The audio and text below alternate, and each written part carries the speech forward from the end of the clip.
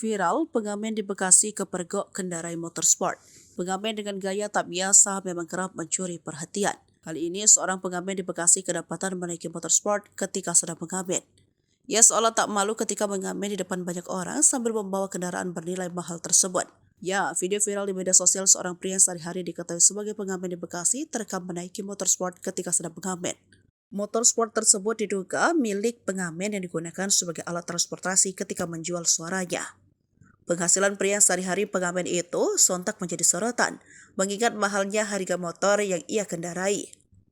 Aksi pengamen yang memiliki motorsport itu viral TikTok usai diunggah oleh salah satu akun pada Senin 30 November 2023. Namun siapa sangka saat pergi meninggalkan kios, pria tersebut mengendarai motorsport tak memakai helm.